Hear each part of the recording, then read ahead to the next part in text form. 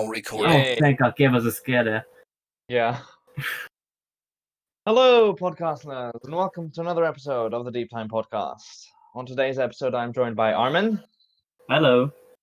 And no one else, which statistically means, yes, we are doing another Paleomedia episode. Almost all our reviews are just the two of us. But whatever the case, you already know what today's episode is about, namely Primal.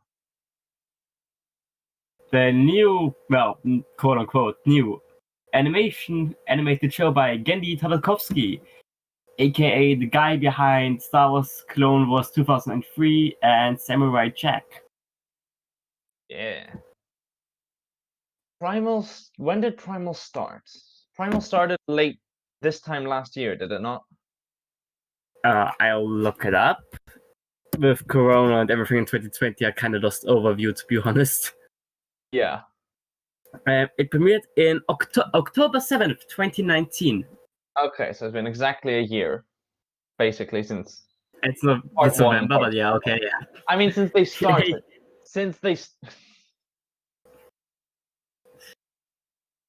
Yeah. Obviously, the series aired in two parts, but it is just one series. Yeah, it's one season. There are people running around saying, oh yeah, that was season 2. No, it's one single season with 10 episodes, which has been split in two. Yeah. Oh, I just remembered what it was, what the episode I keep forgetting is. Okay, that's cool. Yeah, for context, we're having a big discussion that there was an episode I just could not remember. There was an episode missing in my memory. Now I remember what it is. That's good.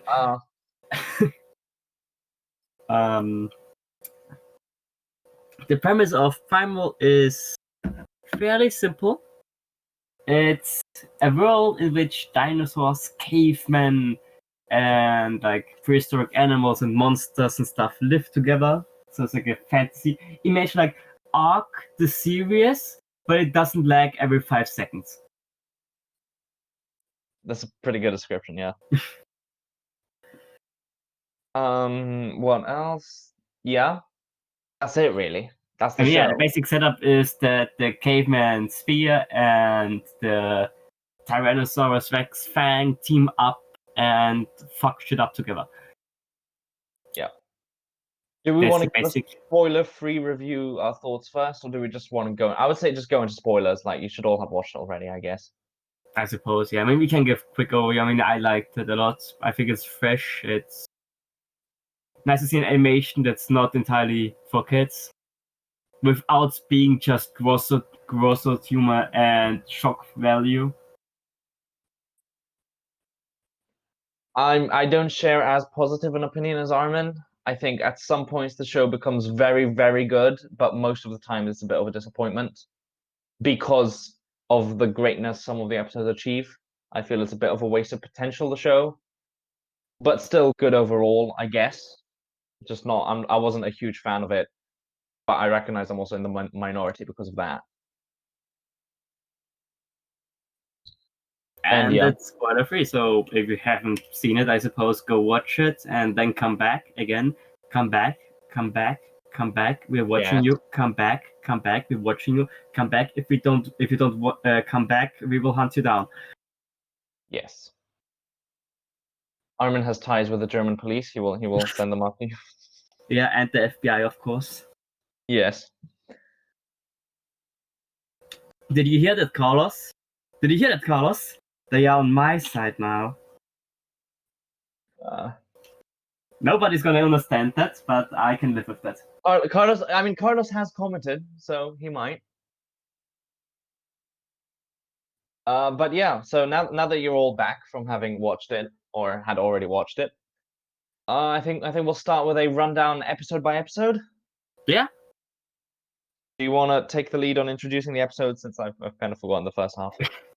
Okay, yeah, the first episode, which is simply titled Spear and Fang.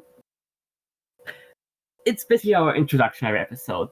We got Spear, who is a caveman, and he comes back home, and his entire family is murdered by horned Tyrannosaurus, which are not Ceratosaurus.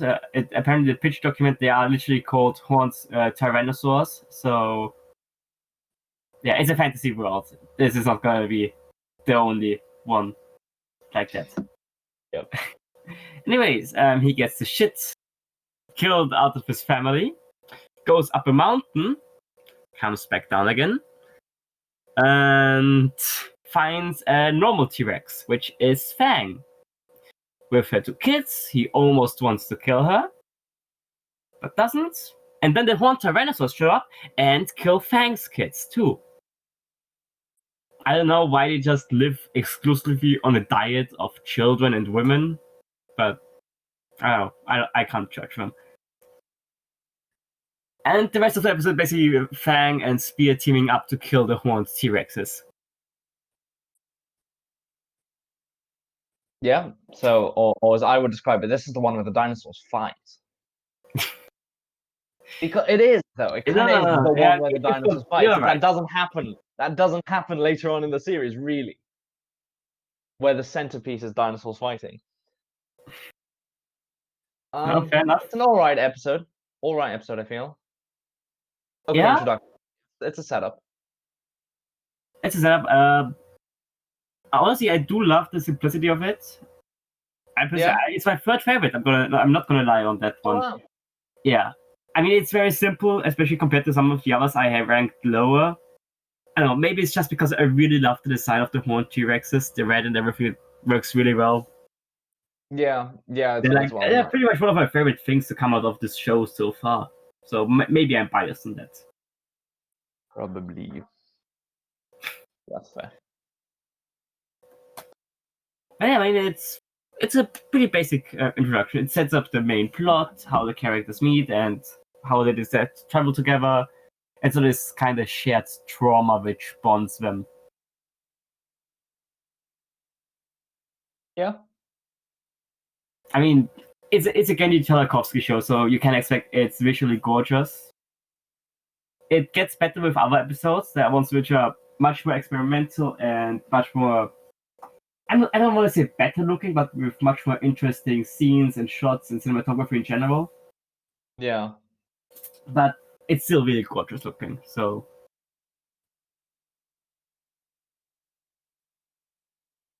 Your thoughts? I don't have any extensive thoughts. I thought it was an alright episode. It's a setup for me, nothing more. So I wouldn't rank it as highly as you have. Because I don't know how well I don't remember it standing particularly well in its own right. That's fair. But I do think it's an effective setup. So yeah, I'll give them that. Yeah, that's pretty much the extent of my thoughts. And the second episode, I suppose, which was River of Snakes. Oh boy. Yeah.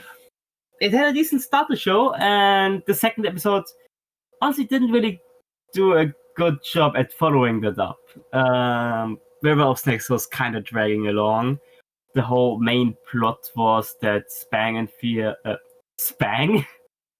Spang and Fear, my favorite.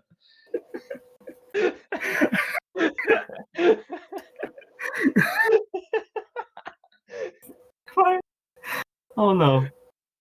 Spang and Fear. Spang. Well, fuck. That didn't take long for me to screw up. Nope. Fang and the main plot is basically Fang and Spear kind of grow agitated at each other. Spear keeps trying to hunt. Fang comes in, steals his kill, tries to eat his food, and they just kind of get in an argument. And like I don't know, in the last third of the episode, suddenly there's like a flash flood with a bunch of giant snakes. And they fall down a waterfall. And then they get along again. And continue the journey. And that's it. And Bit of an unnecessary episode, I feel. Yeah, I get the idea. Like, yeah, it's a T-Rex and it's a human. They aren't gonna get along all that well from the start. But it's a second episode. I feel like it was. I don't know. It just didn't really work out as well as I think they thought it was gonna work out. Yeah. Like we just saw them team up the last episode, and they're already at each other's throats. And then it's the same sort of resolution where they team up to fight a bigger threat. Yeah, all over which again. doesn't even really feel all that big in comparison. Like, I don't know. It didn't feel justified to say, oh yeah, they're gonna bond over that random snake that doesn't really matter in the long run. Like, Fang kind of gets sort of PTSD, I suppose, from a snake, which is like brought up once, I think, in the Sauropod episode. But again, in the episode itself, it didn't come off that strongly, like it would leave that much of an impact. Yeah. And like I said, the whole snake thing really comes out of nowhere by the end. Just kind of feels shoved in. So we have a physical conflict too. I don't know. I rank it as my. Should have written down what the ranking would be. I've just got it all next to one another. Hang on. Okay. Not sure how that's a ranking if they're all next to each other, but Okay, it's my 7th favorite. No, I mean, like I'm probably gonna put that as my 7th as well. It's like, I think it's for me really at the cutoff point where I say, oh yeah, those are the good episodes, and those are the ones I don't really like that much. And River of Snakes just falls into it just because I thought it was kind of bland in comparison. Yeah. I didn't think it was like world breaking and ridiculous, which is something which for me qualifies the other bad episodes, but it just didn't live up to the rest. Yeah. Also, it's erratic because I put them in order of how I thought I liked them, but I did that with symbols, so I would know which episode I'm talking about. And then I couldn't say, oh yeah, it's the 7th, because it's just one symbol in a list of symbols. Okay. I know it makes no sense, but It makes no sense. Yeah. Anything more you want to add, or? No, I think we've kind of covered it. It just is as an episode. Yeah, I think next time I will let you go first. What? Oh, episode 3. Episode 3, A Cold Death, which is the mammoth one. I like this episode. I remember having mixed feelings about it when I first watched it. Obviously, it's been like a year since I watched them. I think the premise is quite interesting, where they kill the mammoth and then its family is chasing them, its herd, and then the family ends up just taking the tusk. I believe it's just the tusk they take, and then they bury, and then they take it to the graveyard because it couldn't make it there. Very, very good idea. I think the two things that annoyed me about it: one, absolute massive huge location change out of nowhere. We're suddenly in the Arctic, I guess. And there's no explanation of how the location is. The previous 2 episodes are all in this jungle. Every other episode of the series is jungle or this sort of reddish deserty area that they return to. And then suddenly it's grassland, but it's also a bit rocky in the next episode.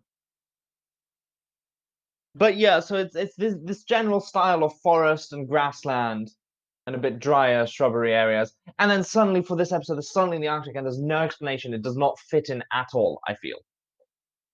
I think that's my biggest issue. And then the other issue is the ending is over dramatized with the whole elephant start dancing to the song of the dead elephant. Which does not happen in nature. It's a debunked thing that happens in nature. I'm just like, the whole rhythmic swaying of mourning, that's not. They do mourn it. Bring up something else for that. I like the mourning. I like the whole touching of the bones as the memory, because that does happen. And then they just take it over with the swaying and all that. I was like, you pushed it just at the really unnecessary last shot. They could have ended it so much earlier, and it would have had so much more impact. Which are my 2 issues with the episode. So it's still, so far out of the 3 we've watched, I think it's it's my favorite of the three we've discussed. But they just push it too far, and it doesn't fit in the context that well in the rest of the show. So that's just my issues with it. But the rest of it is quite good, and it's an interesting concept. That's all I have to say. What about yourself? Yeah, I didn't mind the location change and the ending that much. I do agree that it's kind of jarring compared to the other locations. Because, like I said, we have a lot of, we got mountain scenes, we've got a lot of grassland and forest, and of course the jungle. So the kind of weird, they are suddenly in the Arctic in like kind of winter landscape. This kind of come out of nowhere. So I can see where you're coming from on that.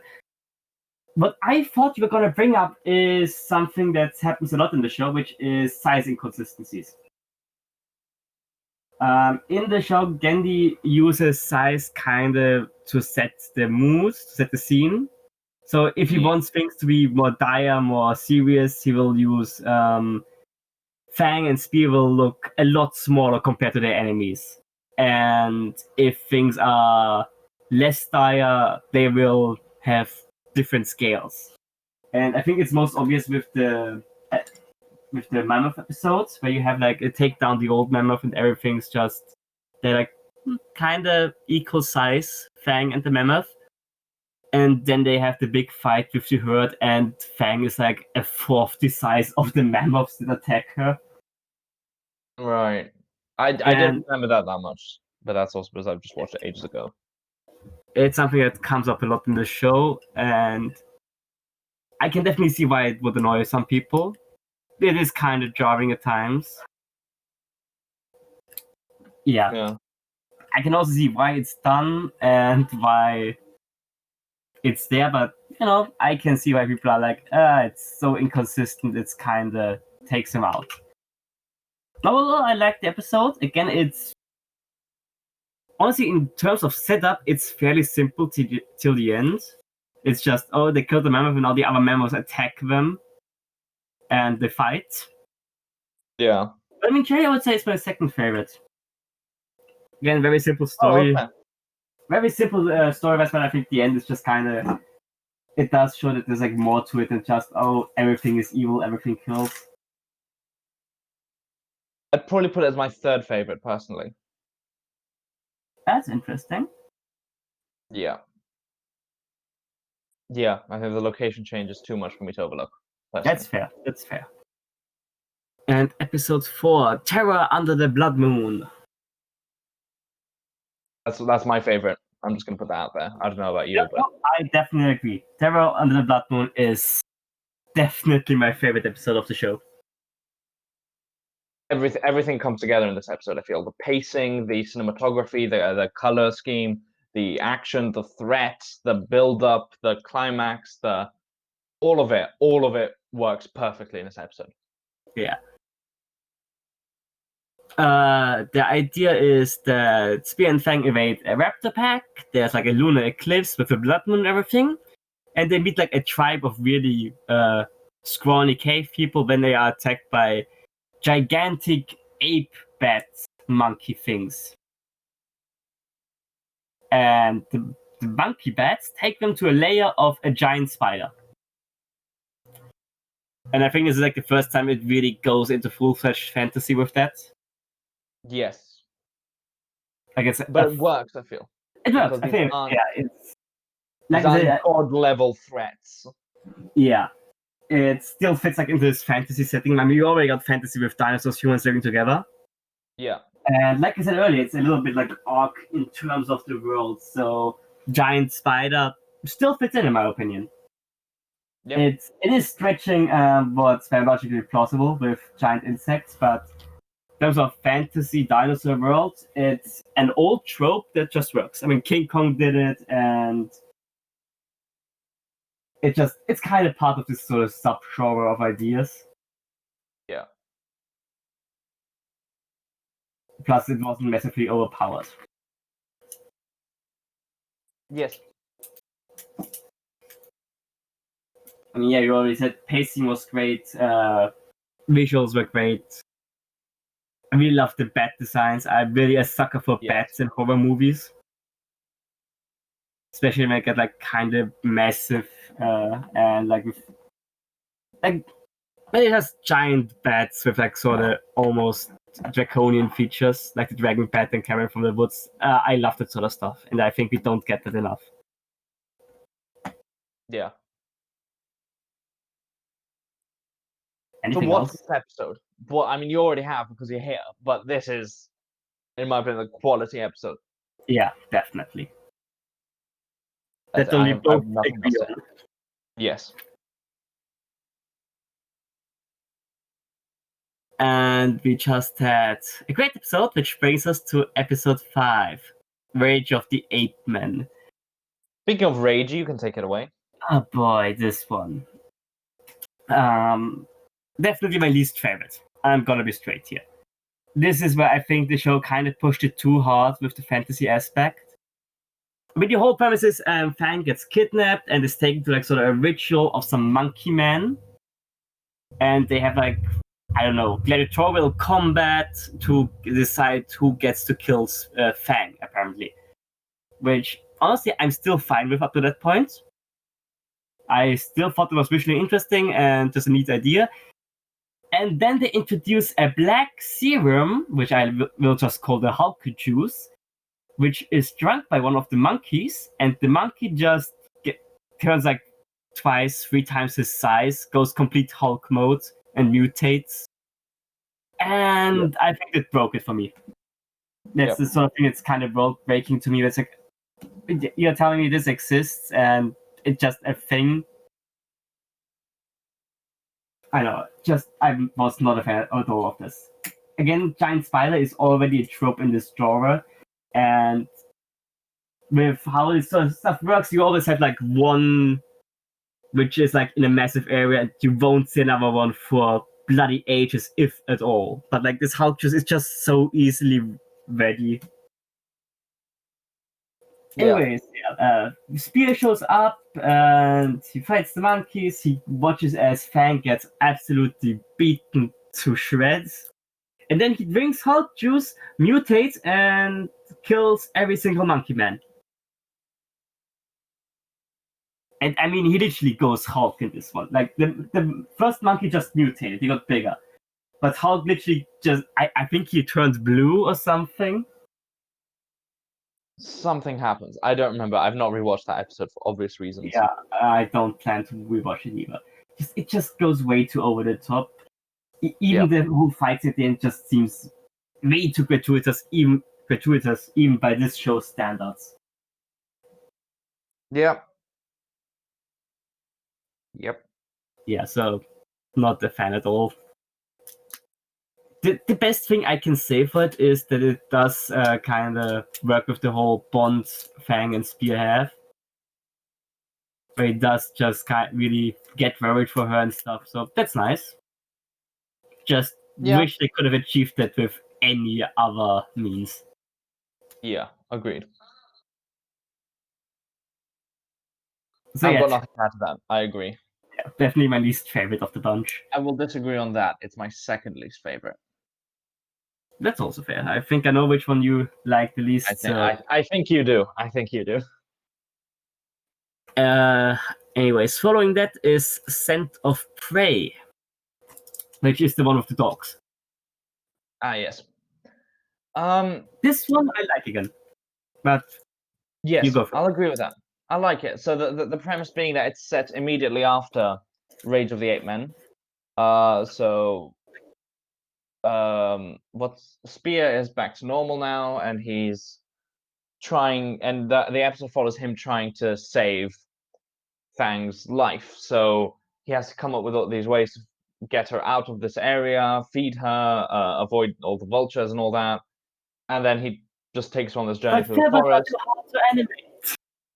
Sorry? Trevor's are too hard to animate. Yes, no, this second half, as we're in the second half now, does actually break that mold, which is impressive. Thankfully. And then he builds this contraption, like a sled. He carries her, which is incredible considering how much she weighs.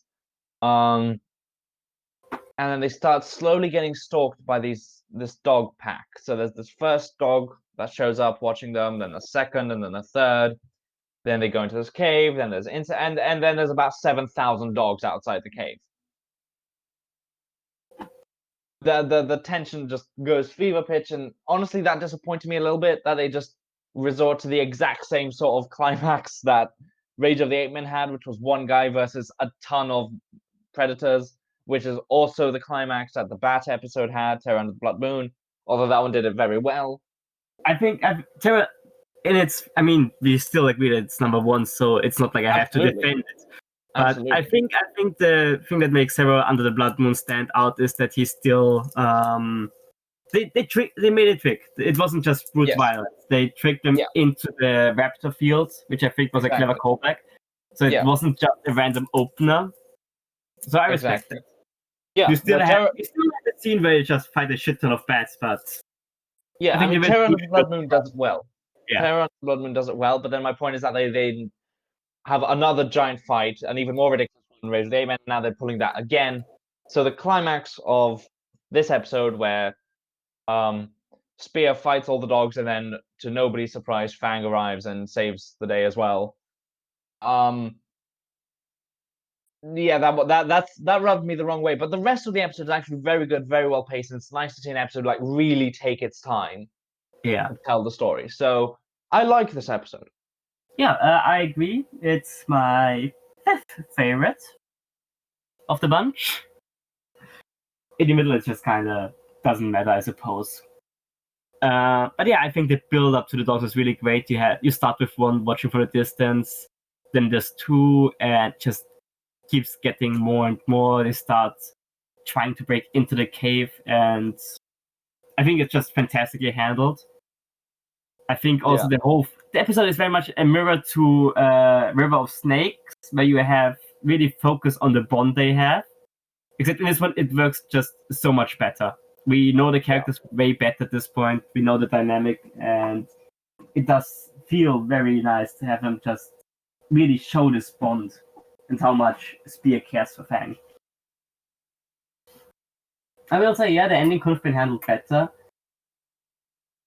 But it's very similar. I do think it's not as gratuitous as Ape Men. Oh, certainly not. Certainly not. I'm just I don't like that the idea is still there. The idea is the same. That's kind of annoying, but it wasn't so over the top that I would say that's too much in terms of graphics. I mean, yeah, I'll disagree there. Personally, I thought it was a bit too much. Not in terms of violence, but in terms of the amount, the extent. But then it just really becomes personal. So yeah, anything else to say? No, I don't think so. Well, shall we move on to episode 7? Plague of Madness. Plague of Madness. Yeah. I mean, the best part I can say is that David Quentz worked on it. He also did the Mammoth episode, and it really shows in the sauropod design. Yeah, the sauropod design is very nice. I like the opening as well. Yeah. Where you have this herd of sauropods, Argentinosaurus, I believe. I think it's Argentinosaurus, yeah, but he took Camarasaurus inspiration for it. I mean, it doesn't matter. Yeah. But we'll call Argentinosaurus, and then there's this one who gets bitten by this diseased little Parasaurolophus thing, some hadrosaur thing. And then he goes green, and then turns into a zombie and massacres all of the other sauropods.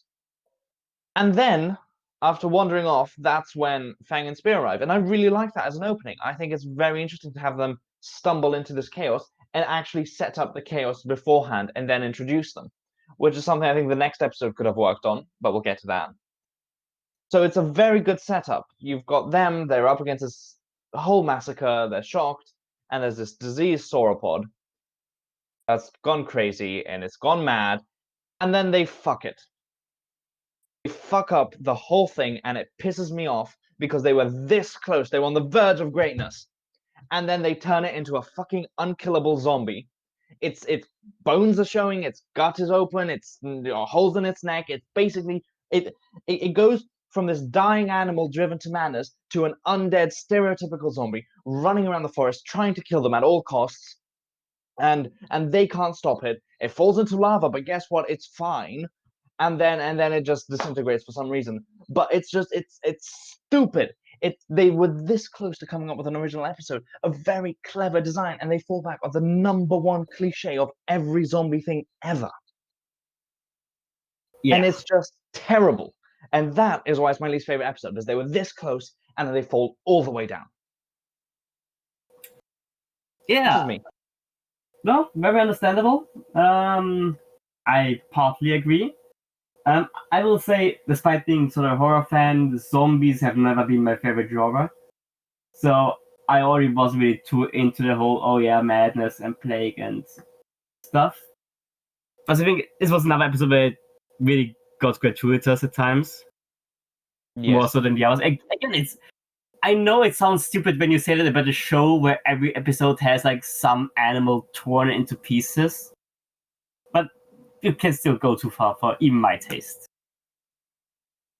And I think this was one of the parts here. And again, it goes back to my idea of the really bad episodes, in my opinion, are the ones that introduce something that breaks the world. And zombie virus that starts acting only seconds after being bitten, and gives like superpowers, and you can't be killed, and you can run around as a skeleton. That's so world breaking. I can't take it seriously. I can't watch it. So, I don't know. It just doesn't work. It's like, this world it's not realistic at all to begin with. But when you introduce something that's so fucking overpowered and just so easily spread, it doesn't work. Yeah. It's just way too potent, way too over the top. It doesn't feel like it belongs into this show. Yeah, I'll agree with that. Also, I will say, what was up with the dream sequence in the middle? Oh god, the dream sequence. Why do shows do this? They don't need a dream sequence to show us. Especially not when you already have a real life zombie just outside. Yeah. It's already non-stop action. Why did you need a dream sequence for that? Yeah. Like, I literally have no idea what the dream sequence really achieved that added to this show. I don't know. I do agree the setup is nice that we don't have Spear and Fang from the beginning, that they just kind of stumble over something that happened to have been going on. Because with most other things, they have been instigators. Yeah. And even when they aren't, with like the bats, where it would have happened anyways, they were there when it started happening. Yeah, and we follow them into the story. Yeah. So yeah, definitely one of my least favorites. Just way too over the top. Which I know to some people is an unpopular opinion. I've seen very much many people go how great this episode is and how amazing it is. I can't agree with that. Yeah. Just took me out. Anything else left to say about this one? I have nothing. Yeah, okay, let's move on to something better. Episode 8, which is Coven of the Damned.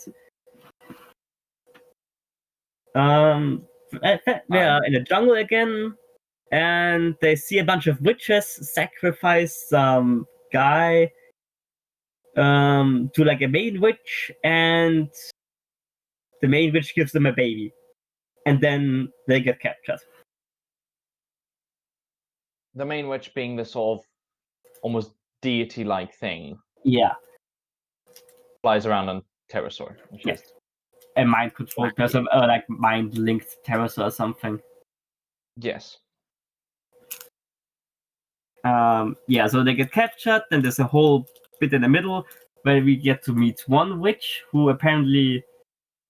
Basically, the witch starts sympathizing with them. She looks into the memory, travels to the past, sorta, and sees how Fang's kids died and how Spear's kids died. And we get a flashback to how she also got a kid from one of these rituals.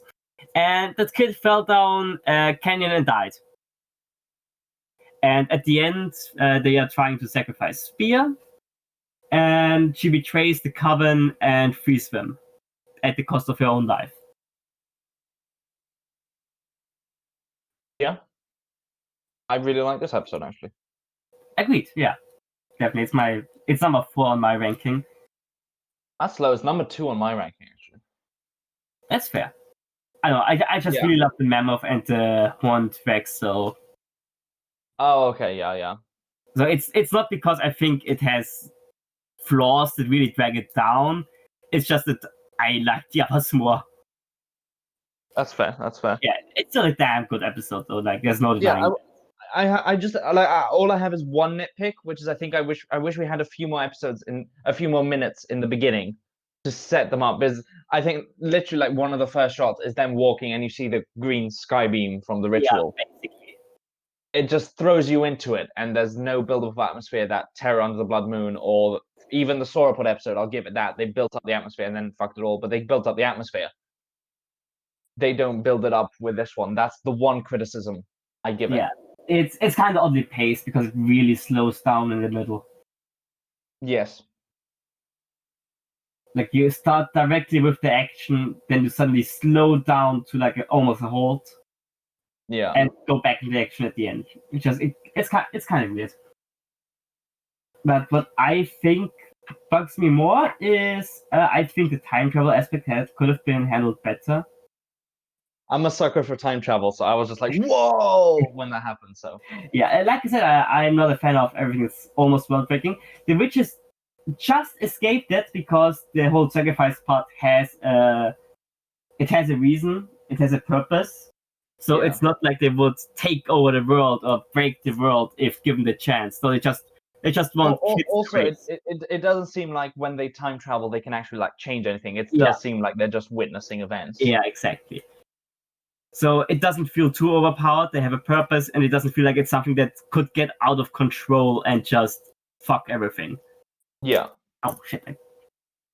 Don't play around with scissors, kids. Oh ho. You okay? I'm okay. I'm not bleeding. Good. Where was I? I just think, it didn't break the world, but I think it would have been better if it would have just shown it like more like her diving into the memories than literally diving into the past. That's fair. I think like she drew a circle on the ground and then jumped It's back. proper portal, yeah. Yeah, it's proper portal. So I think it would have been better if we would have like made signs on their heads and sort of dived in like that. Yeah. But something more positive, I really love the visuals in this episode.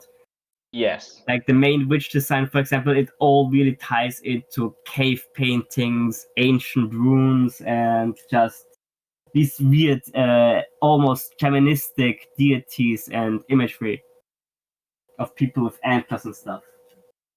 Yeah. No, very, very good. Yeah. I kind of wish they'd explore this angle more. Like, if out of all of the different fantasy elements they brought up, namely the fucking Hulk juice, zombie, and the Coven, I think they should have explored the Coven and that deity in that style more. I would have preferred that. Have several episodes focusing on this aspect of the world. Yeah, it's definitely the most interesting one. It's the one really supernatural episode that I have in my positive side of the episodes. Yeah. And I think it was really well done. It's a really emotional episode, especially with the witch sacrificing herself in the end, basically. And our main characters being pretty much none the wiser. Yeah. So yeah, I think really well handled.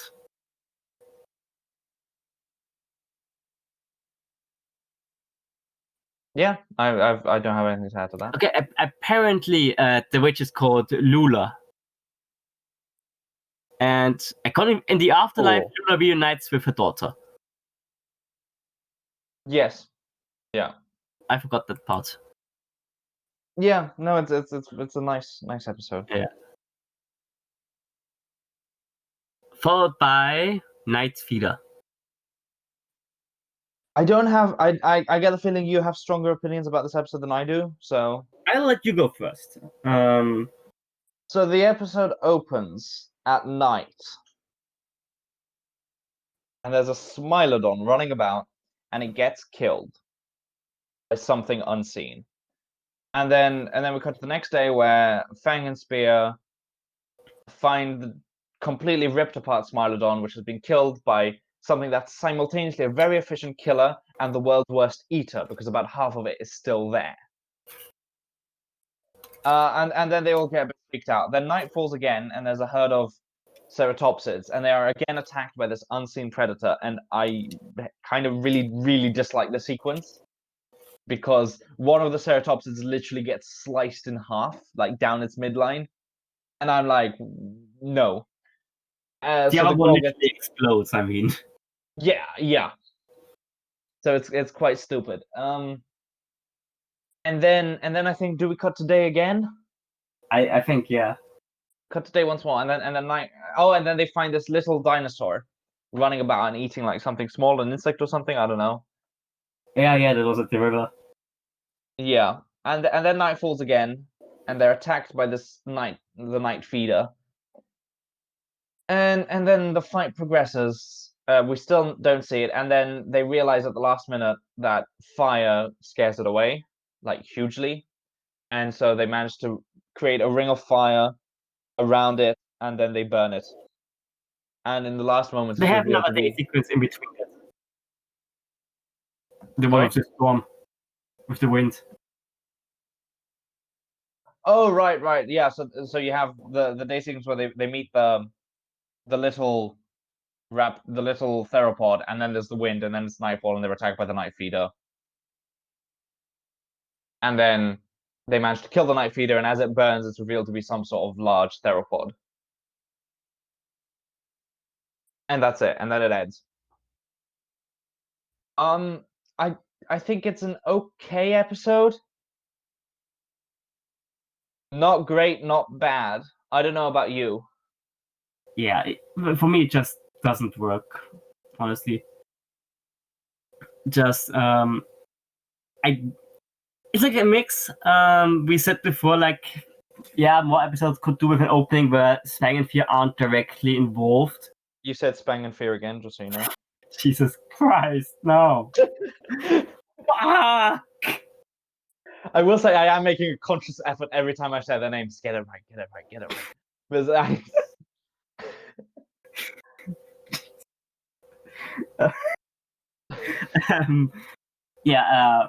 like we said, yeah, episodes where they aren't directly involved from the start, which is always a nice detail. But I think with this one, it took a little bit too far. Agreed. They spent so much time while the monster's just doing its own thing, and they just sit there vibing, I suppose. Like, at least they didn't. I feel like the whole Sartopsian and Smilodon thing could have been moved into one event. Like, we didn't need to see the Smilodon killed as much as I love the Smilodon design. That thing is great. It's a very good Smilodon, yes. Yeah. But I think it would have been better if they would have found the remains. Then we had a night scene where they just hear all the screams and stuff. I don't even think we needed to see them getting killed. We did not need to see it. That is correct. Yeah. I think it would have been if they just heard the commotion going, all the screams of fear, and then again find the mangled bodies. Yeah. And then we get to the night feeder meeting them. Yeah, that's one thing. Yeah, go ahead. Just on the topic, I think the whole point of view night feeder killing things stuff was done terribly, because it's just things will suddenly get bisected, trees will suddenly get cut in half. I thought the visuals of that were pretty Yeah. It was kind of cheap. Like, just zoom in, you have the anime lines, and then something gets cut in half. That's my description. But yeah, go ahead. Accurate. And the other thing that kind of bothered me was the night feeder design. And before you say, but it's about the fear of the unknown. I know, it's part of my point, because if it's the fear of the unknown, you could either go with something really messed up or like really harmless. And it was just a big theropod. That's it. And it just didn't feel justified. Oh, fear of the unknown. Yeah, but like if it was a normal episode, this would have just as well been the monster. Like you can't say, oh yeah, it's about fear of the unknown when the unknown is just a dinosaur, which would have been a threat enough as it is. I will say, I told you this when I first watched it. What I thought they were going for up until they reveal the monster was that the whole episode would be a metaphor for the cultivation of fire, because you have this threat in the dark. It doesn't have to be the same threat. It's just the threat of the darkness, unable to see it. And then the last minute they managed to create fire and scare it away. You never need to see what it was. You don't even need to know if it was real. And that's it. It just becomes a metaphor. It wouldn't work within the context, but I mean, obviously, you know, Spear's clearly capable of creating fire the whole time. Yeah, that's what I was gonna say. But they had it would have worked better that way. I agree. I think it would have worked better. It gets fucked by the fact that Spear has been using fire consistently throughout the show. Exactly. So yeah.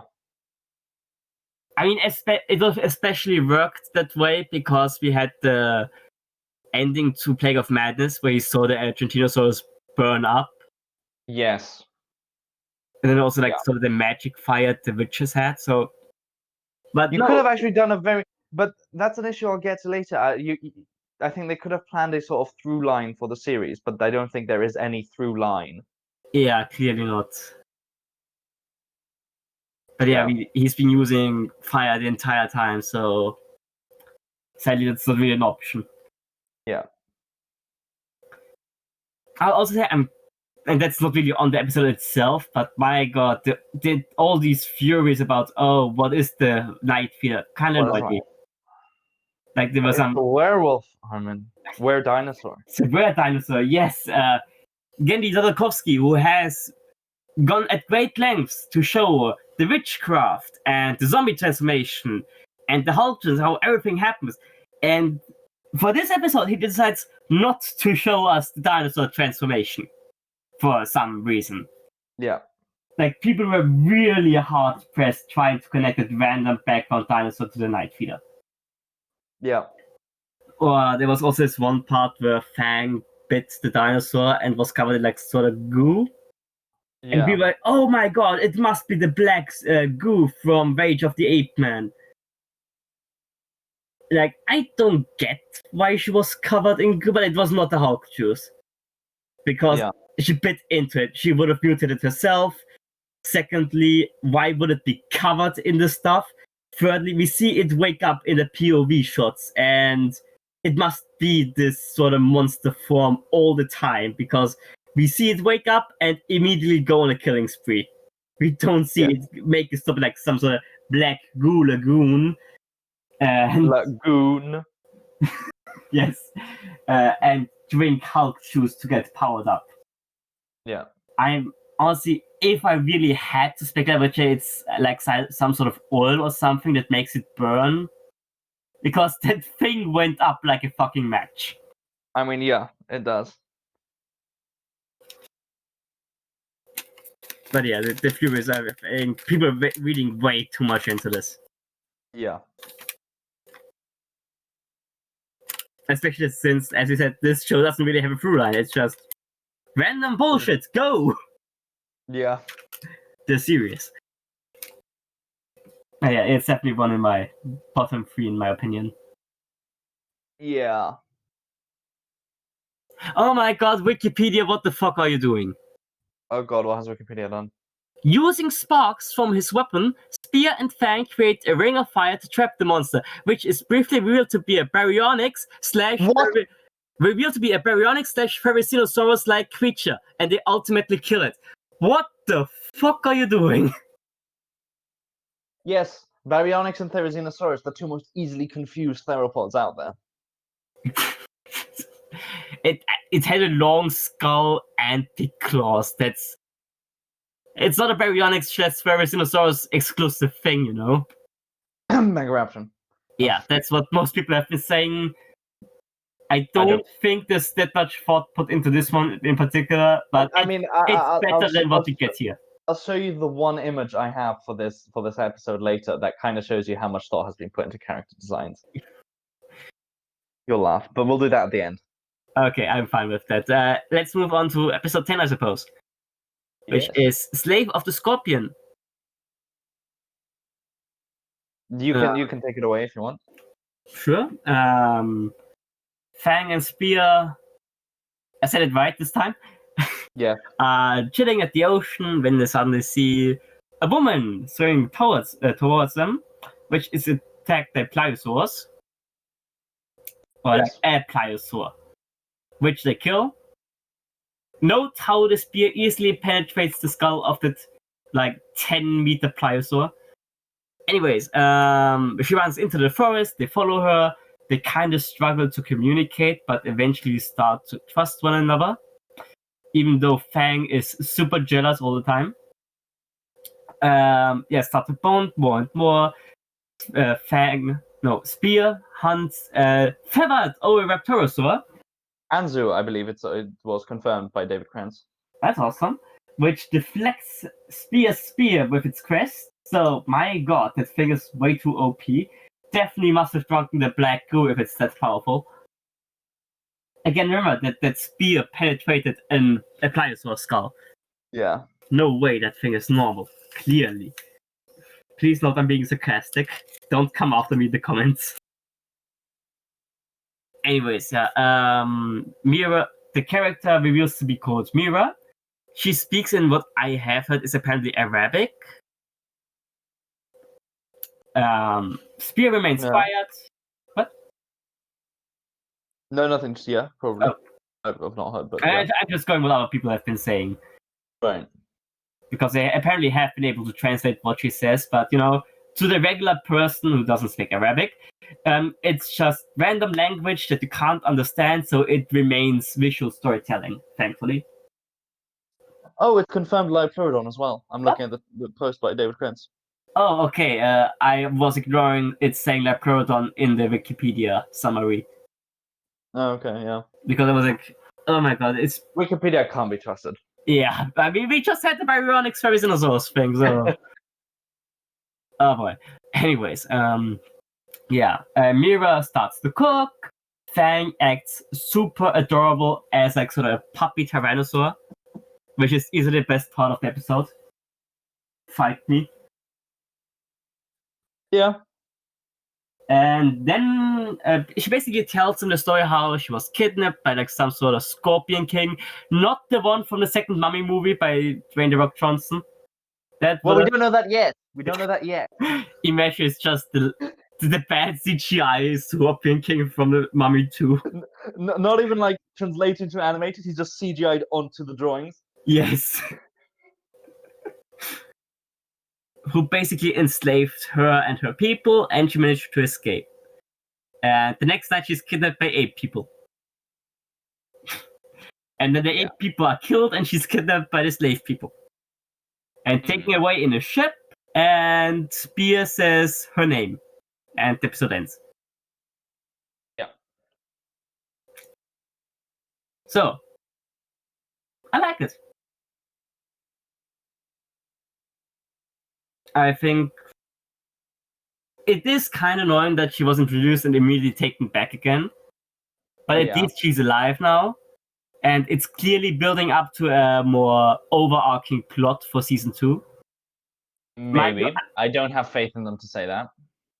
Overarching in the sense of it's gonna be like sort of I'm thinking it's like maybe season 2 finale. I don't think they're gonna shy away from this episodic nature.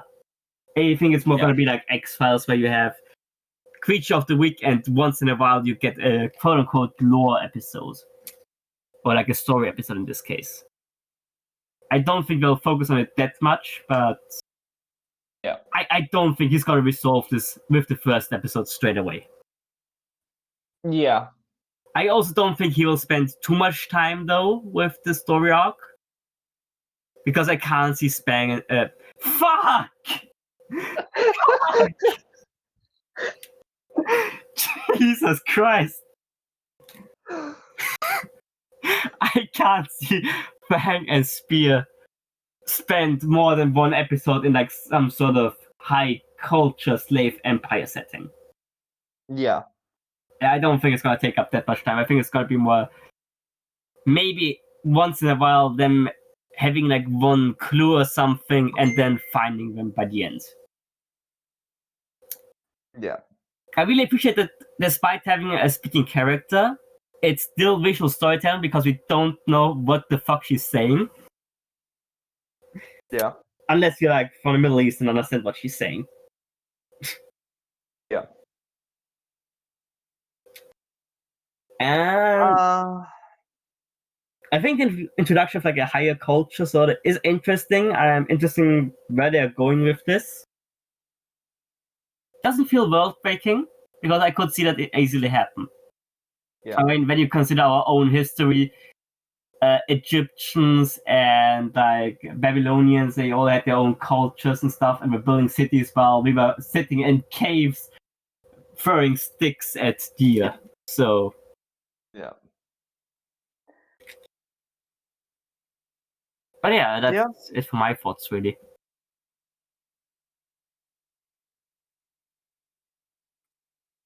I like the concept. I like how they did it. I like the higher culture. I think it's very interesting to challenge audiences' preconceptions that this is the world with cavemen and all that, and everything's caveman and all that. Yeah. I like the animals. You also get Tapejara, I believe, and Kalinda Dromaeus. Confirm Tapejara because it looked more like a Yeah. David Krentz just put a Facebook comment since everyone's gonna ask if these are all of the animals. God damn it. Look more like a Tupushwara or Pelastromeus. Yeah. And you have Calindrodromeus, which is inaccurately feathered, but still feathered. It's a feathered dinosaur, I'll take it. Yes. I don't like the design of the female character, in that she's stereotypical female human who can fire an arrow straight through an Anzu and yet has not a muscle to speak of because she's female. That did rub me the wrong way. I'm like, you've got, especially considering you've got fucking literal wall of muscle. He's literally Minecraft Steve of muscle over here. Fucking spear. I think it's a funny concept how she's like twice his size. Height. Yes. You know what I mean. Yeah, I know what you mean, but like in terms of actual build, I didn't like Yeah. that it's so generic, and then not helped by the fact that she becomes damsel in distress for the entire rest of the episode after she does the arrow thing. So I still have issues with that portrayal. But the rest of it is good. Very curious to see where it goes, and I see potential. I've seen that a lot with the show, and it's not gone very well in my eyes. So I'm still a bit salty about the other times. But this episode in itself, I liked. Yep, I agree with that. It surprised me. And can I also say how poor Liopleurodon in animated media always gets like one action scene and then dies in animated media? Looking at you, Land Before Time, number 9. Oh yeah, that was a thing that existed. That's the thing that exists. I was just like, hey, it's Land Before Time, number 9. You have your characters by the watering hole, then another character comes swimming along, and then a Liopleurodon attacks. It's the exact same opening as number 9 of Land Before Time, but still. No, it was a good episode. I would put it in the upper half of the episodes. Still have things it could fix though. Yeah. As almost every episode, I feel. Yeah. I'll say, like I said, I have a generally good opinion of the show. I mean, it's like 3 episodes that I don't like, and the 4th one is just kind of boring. So the majority I really enjoyed. So I really can't complain about the show, personally.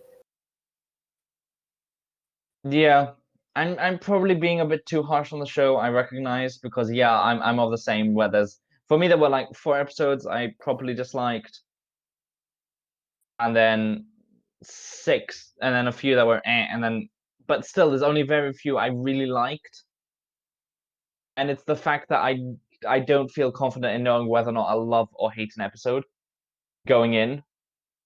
Because I also don't, and I just don't know what to expect going into any episode, because I don't feel they've got that through line. Like they keep pulling things out every new episode, and I don't feel comfortable in this world yet. The only time I've been happy to be jolted from it really was this episode with the high civilization, because I was like, that's clever. That's not a generic, let's bring out a zombie, let's bring out witches. Yeah. Sorry, I threw my mic out because I was angry. So yeah, my main issue with the show overall is it doesn't feel planned. It kind of feels like they're making up each and every episode. Sometimes it works. It works very well with Terror Under the Blood Moon. But it's just too inconsistent as a whole, and too many episodes I've disliked out of this 10-episode series for me to say I've properly liked the show. I've liked some episodes, I haven't liked the show. That's fair. That's fair. Yeah, that's just my opinion, of course. I wouldn't say the show is overall like badly made. I would do things differently, and I would have a through line. And I would have a proper world building session at the start before we write any episodes, which I don't know if they had. And that's it. That's it. That's all I really have to say. The visual style is actually good. I was not sold. I was not sold from the trailer initially, but it won me over visually. How about yourself? In regards to the trailer, or like overall? Generally, everything. Like that very positive view of the show. I loved the animation. I love the style. I'm a sucker for these combined creature like worlds. I mean, I'm doing my own thing. I just draw random creatures from Spec Evo and prehistory and stuff, and kind of put them in the same fantasy world. So yeah, I'm a sucker for this sort of stuff. And yeah, except for like the few episodes that really breaks the world, in my opinion, I just think it's really decent. The visual storytelling is of course amazing. Like similar with Samurai Jack and Clone Wars, Gandhi knows how to make a show without having to have dialogue. Yeah, and that's always nice to see. I mean, and I will say the entire show will have been worth it simply for the fact that maybe someday it will pave the way for getting an Age of Reptiles animated show done. That would also be incredible, yeah. And speaking of Age of Reptiles, so someone pointed out on the topic of inspiration for dinosaurs, someone pointed out that Fang looks a lot like the Tyrannosaur from the first book of, I'm going to put this in the image channel, from the first Age of Reptiles volume, but David Crunch replied and corrected them. Ah, yes, I saw that one. Oh my god. Yeah. It's the Papo T-Rex. We've got the first official animated Papo T-Rex. Yes. My god. Well, thankfully it doesn't copy the pose or anything. Yet. But yeah, no, thankfully pose and the colors are not copied, but I can see it now. But yeah, I think that covers everything I have to say about the show. I will say I thought the music really improved in the second half of the series. Honestly, I will say I didn't pay much attention to the music at all. I like the music in the second half. I noticed it in the second half. So it was actually like well produced. Whereas in the first half I just thought it didn't really have standout music or anything. And I like a good piece of music in my film and TV media. So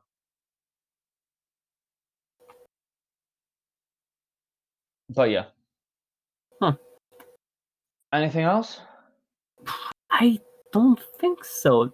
Was there another pick you wanted to share, or? No, it's just this. I have nothing else. Yeah, don't think I have anything else to say either.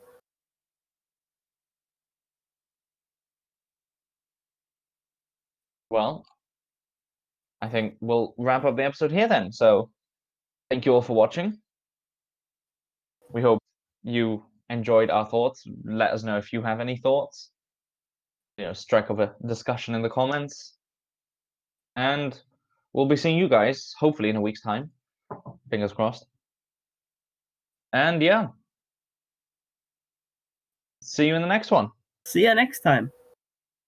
Bye. Spang and fear.